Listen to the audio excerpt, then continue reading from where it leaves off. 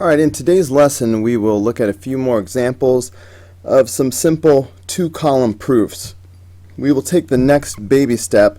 In the previous video we proved that two triangles were congruent using side angle side or side side side or angle angle side, that type of thing. In today's lesson we're going to take one additional step. We're going to still prove the triangle is congruent, but then we will go ahead and try to prove that a particular part is congruent. Alright, that takes one extra step. First we say the triangles are congruent, but then we have to say, so therefore, for example, angle T is congruent to angle P. And that'll be one of the corresponding parts that weren't given. Alright, first little background, problem number 1.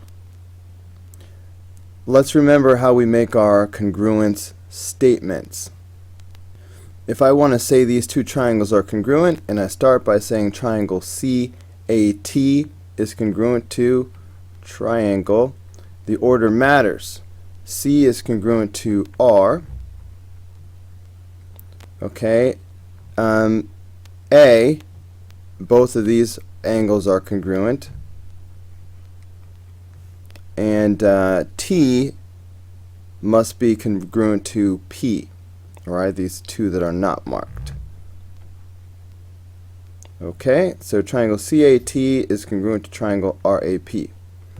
Now, which one of those theorems can we use? Which postulate proves that these two triangles are congruent? Is it side angle side or what? Well, we have two angles and a side. So it's either going to be angle angle side, or it's going to be angle side angle. Now you can't just pick, but how do you know which one is right and which one is wrong? Well, if it's going to be angle side angle, it has to be two angles and the side in the middle. Is that what we have here?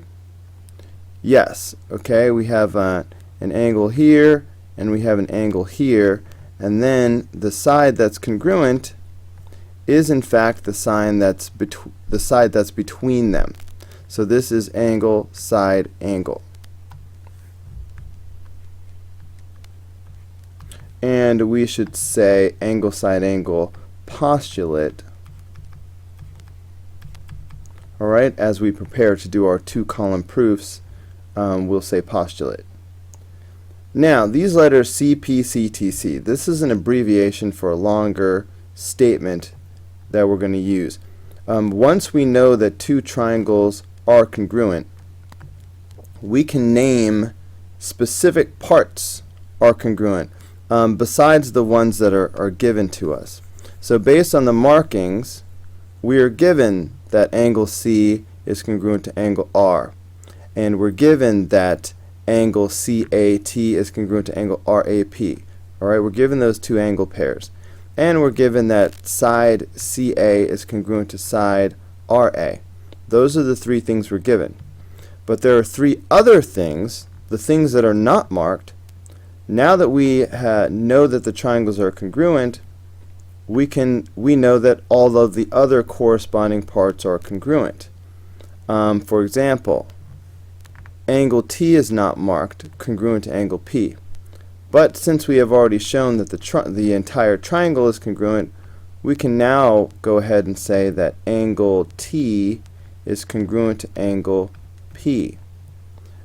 Alright, similarly, segment CT is not marked congruent to segment RP. But if the triangles are congruent, then the corresponding parts are congruent. So segment CT will be congruent to segment RP. Okay, what is left? Segment TA is not marked congruent to segment PA.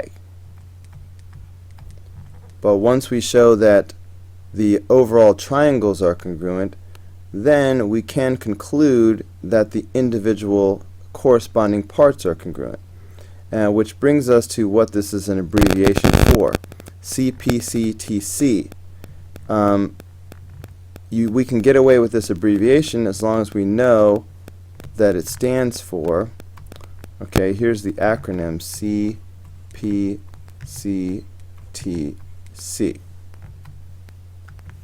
And that stands for corresponding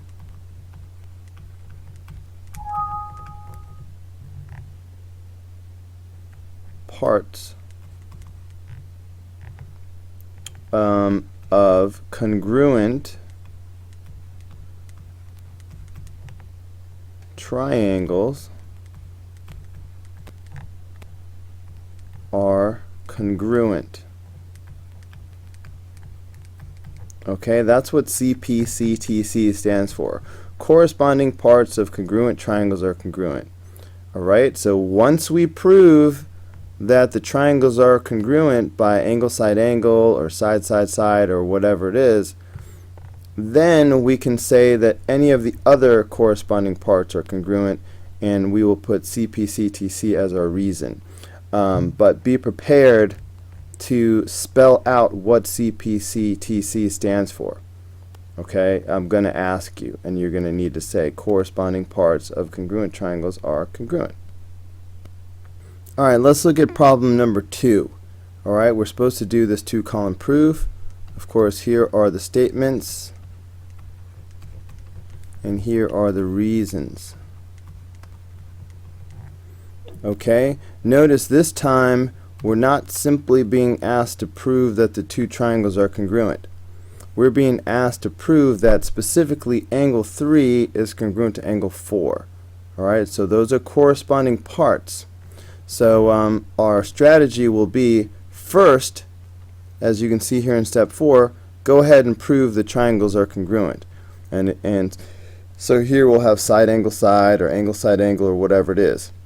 But then we will have this one extra step where we say, okay, now that we know the whole triangles are congruent, now I can pick any specific part I want and say that they are congruent because corresponding parts of congruent triangles are congruent.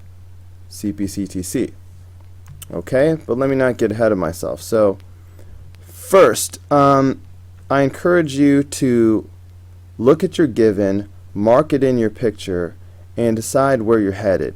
You should decide ahead of time why these triangles are going to be congruent. So AC is congruent to AR. Alright, so segment AC is here, segment AR is here. So those are congruent. We're also given that angle 1 is congruent to angle 2. Okay, so angle 1 is congruent to angle 2. Alright, so far that's only 2 pieces of information. Are we stuck, or is there something else? Well, vertical angles are always congruent, and we do have a pair of vertical angles here, so let's go ahead and mark those as well. Now we have the 3 pieces of information we need to prove that the triangles are congruent. So which one of the following is going to prove that the triangles are congruent? Okay, we have 2 angles and a side. So is this going to be angle side angle or angle angle side? Alright, well, for angle side angle, I need 2 angles and the side that's between them. But this side is not between them. Alright, so I have 2 angles and the non-included side. That means these are going to be congruent by angle angle side. Alright, 2 angles and the side that's not in the middle. Alright, so keep that in mind. And in fact, I usually like to organize my work in the following way. If I know I'm going to do angle angle side, I will usually organize my work by doing, okay, I'll do angle angle side, and I'll make my statements that way. But it looks like because this first statement is filled in for me, and they clearly put the side first, so I guess I don't have a choice but to start off with S. Okay, but just understand that I have to check off angle, angle, and side. So it looks like we have to do the side first. And of course that's given. And here I can see we're doing the other given, which is that angle 1 is congruent to angle 2. So that's an angle. Alright, so we've done side, angle, and so it's time to do the other pair of angles. And that's what this is. Okay, so we kind of went side, angle, angle instead of angle, angle, side. Alright, same deal. Now this one was not given. How do we justify it? Remember that these were vertical angles, so we can either say vertical angle theorem, or we can say vertical angles are congruent. And you can feel free to write this out in words. Vertical angles are congruent. This is just a little bit shorter. Or you could say vertical angle theorem. Alright, so once we have shown a pair of sides, a pair of angles, and another pair of angles are congruent, now we get to say that the whole triangles are congruent. Okay? And of course, as we knew ahead of time, we were going to justify this by saying angle, angle, side postulate. Alright, that's what we basically did yesterday. But now your last statement is always going to be the thing that you're trying to prove. So now I can say that these specific other parts, note that they are not marked. Alright, we don't have them yet. And there's no way to get them other than to say that since the whole triangles are congruent, then corresponding parts are congruent. So we write Cpctc, which again stands for corresponding parts of congruent triangles are congruent. Alright, so that's the end of number 2. Just going to clean this up a bit. Okay, maybe I'll leave that like that. Alright, let's go on. Alright, here's another example of a basic 2-column proof. Statements go here, reasons go here. Again, what you should do is look at the given, mark them in your picture, decide why the triangles are congruent. So we're given that angle NLM, okay, that's NLM. So we're given that this is congruent to LNO. LNO is here, alright? We're given that those are congruent. And we're given these other angles. Angle OLN, okay, OLN. So that's this. You know what? I feel like doing different colors. Okay, OLN, that's this angle, is congruent to MNL. MNL, that's this. Okay, those are the only two things we're given. Two things are not enough to prove that the triangles are congruent. I need a third thing. What's it going to be? Yes, if you look at the shared side, a shared side is always going to be congruent for both triangles, and so I encourage you to go ahead and mark that. Okay, so you can just mark it like that. And that's the reflexive property.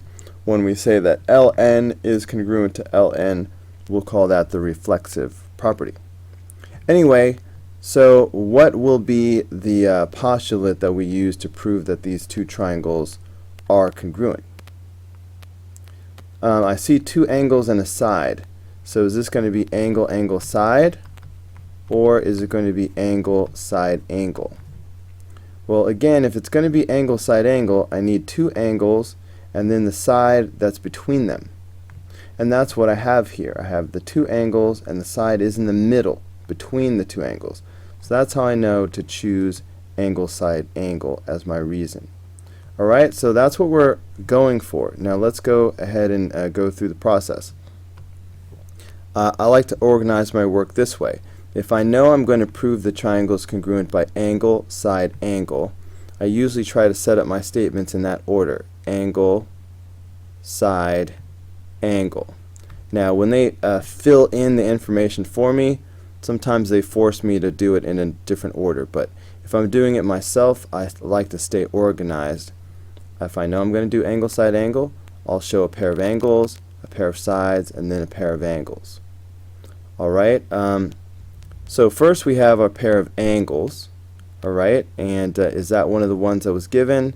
Yes. Alright, so we can just put given.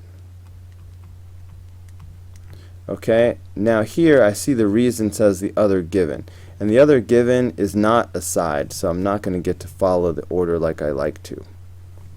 So I'm going to have to go out of order and put another angle here.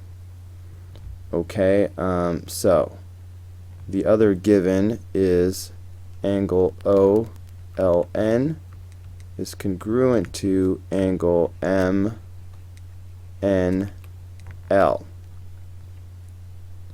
Okay, so fine, I don't get to go in order, but still I need to do angle, side, angle. And so far, I've done the two angles. So I still need a pair of sides to complete this. Okay, and again, the pair of sides that are congruent are the shared sides. So I'm going to just say segment LN is congruent to segment LN. Alright, that's how you write it when you have a shared side. And that's the reflexive property of congruence. Okay, so I did an angle, a pair of angles, a pair of angles, and a pair of sides. Okay, for angle, side, angle. So now that I have checked those off, now I can go ahead and say that the whole triangles are congruent. Alright, be careful of the order of the letters in your congruent statement. If I have triangle LMN, alright, angle L of the left triangle is congruent to angle N on the right triangle. Okay, see how I marked them both blue and double. So I need to put N first. Angle M corresponds with angle O, so that's what needs to go next. And angle N of the left triangle corresponds with angle L of the right triangle. Okay, so the order is important. Now we knew ahead of time that we would say that the triangles were congruent based on the angle, side, angle postulate. Okay, go ahead and say postulate, don't just say angle, side, angle. Okay, now that I have shown that the whole triangles are congruent, now I can pick any of the three remaining parts that have not been marked, and I can say that they are congruent. Now I'm not going to randomly pick. Your last statement is always going to be whatever was the thing you're trying to prove. So we were trying to prove that angle M is congruent to angle O. Now notice those are not already marked congruent. They weren't given. We couldn't assume it. But once we prove that the whole triangles are congruent, then all of the corresponding parts are congruent. And so our reason, we will put Cpctc. But you must know that this stands for corresponding parts of congruent triangles are congruent. Alright, so that's it for example 3. Alright, let's do two more quick examples. I think I'm going to pick up the pace a little bit now that we've done two examples already. And in fact, I encourage you to pause the video. If you've just watched the previous two examples, you should pause the video and try to do this one by yourself. Okay, so of course we're going to have statements and reasons. Alright, first mark the given on your picture. Okay, So segment AC is congruent to segment BC. So there's AC and there's BC. And segment AX is congruent to segment BX. I couldn't speak for a moment there. AX and BX. Let's mark those. So that's two things. We need a third pair to prove the triangles are congruent. Where's the third pair? The shared side is automatically going to be congruent. So you can go ahead and mark that. So why are these two triangles going to be congruent, looking at the three pairs that we have that are congruent? Well, they're all sides. They're all sides, so we're going to say that these triangles are congruent by the side, side, side postulate. So let's use that to guide our proof, our statements. If we're going to prove the triangles congruent by the side, side, side postulate, I like to make sure that I check off that I have a pair of sides, a pair of sides. What are they? I wanted another pair of sides. Okay, it looks like they're going to have us do two pairs of sides on one statement. Okay, I don't like doing that. I usually will write two different statements, one for each side. But it's already set up for us, so I guess we don't have a choice but to squeeze it in here. Okay, so I'll do side, side, side. Okay, so for the first statement, as you can see, we're just going to go ahead and fill in the given. So that's segment AC is congruent to segment BC. Okay, and segment AX is congruent to segment BX. Okay, so that's a side and a side. That's congruent. That's given. But we need a third pair of sides, and that was the reflexive shared side. So that's CX. So we will just go ahead and say CX is congruent to CX. And when you have something congruent to itself, that's the reflexive property of congruence. Alright, so now we have side, side, side. Now we can go ahead and say that the triangles are congruent. Be careful, the order matters. Alright, angle A is corresponding with angle B. Okay, X is going to be corresponding with X. Alright, that's going to be the same for both triangles. And angle C is corresponding with angle C. That point will be the same for both. Okay, the order matters. And like we said, we will say the triangles are congruent by the side, side, side postulate. Okay, now the last statement has got to be the thing that we were trying to prove, which was that angle 1 is congruent to angle 2. Once we have shown that the whole triangles are congruent, we can say that specific parts are congruent because corresponding parts of congruent triangles are congruent, which we will abbreviate Cpctc. So that's it for example 4. Okay, let's do one last example. Okay, problem number 5. So once again, let's start by marking on the picture anything that we're given. So angle 1 is congruent to angle 2. Alright, so that means this is congruent to this. Also, we're given that angle 3 is congruent to angle 4. Okay, so here's angle 3, and that's congruent to angle 4. Okay, that's only two things. We need a third thing. What am I going to say? The shared side is, of course, going to be congruent for both triangles by the reflexive property. Alright, this xz is congruent to xz. So now we have the three things that we need. So which postulate are we going to use to say that these two triangles are congruent? I'm hoping that it's now obvious that it's going to be angle, side, angle. Alright, we have two angles and a side, but specifically it's two angles and the side that's in the middle between the angles. That's why it's angle, side, angle. So with that in mind, okay, are they going to let me actually do it? No. Alright, so they're only giving me 4 lines instead of 5. So I'm going to have to do my two angles here. I'm basically the given. Alright, my angle and my angle. And we're doing the side here. So my angle, side, angle. But see how it says given right here? So we know we'll go ahead and do the given first. Usually I like to do a separate line for each one of these things and just write given twice.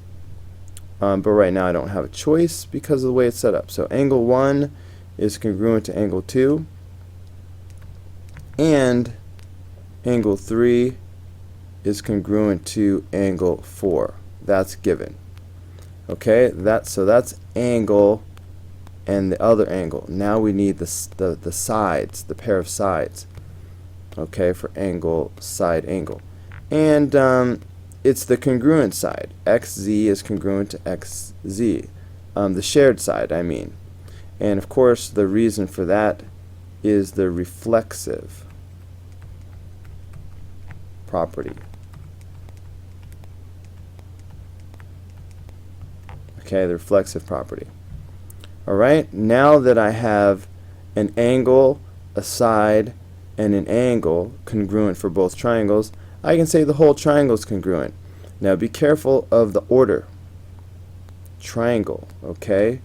Now see how we have X is going to show up in both triangles? But I will not put X first, matching this one. Because see how the colors and the markings are different. Okay? For this left triangle, angle X is this double pink. But for the right triangle, that's angle Z. So I need to put X and Z in the same position. Alright, next we have W. Alright, that's going to correspond with angle Y over there. So Y comes next. So we've done Z and Y. So that means X must be last. Okay, the order matters. And we knew we were going to say this according to the angle, side, angle postulate. So angle, side, angle postulate. And once again, once we know that the whole triangles are congruent, we can pick any of the corresponding parts that we haven't already known to be congruent, and we can now say that they are congruent. So of course we want to have our last statement be the thing that we're trying to prove. So our last statement needs to be that segment XY is congruent to segment ZW. And for our reason, we were going to say that corresponding parts of congruent triangles are congruent. Alright, so that's example 5. Alright, so there were several examples of how to set up a 2-column proof to prove that triangles are congruent. I hope this was helpful to you, and more videos to come. I'll see you on the next video.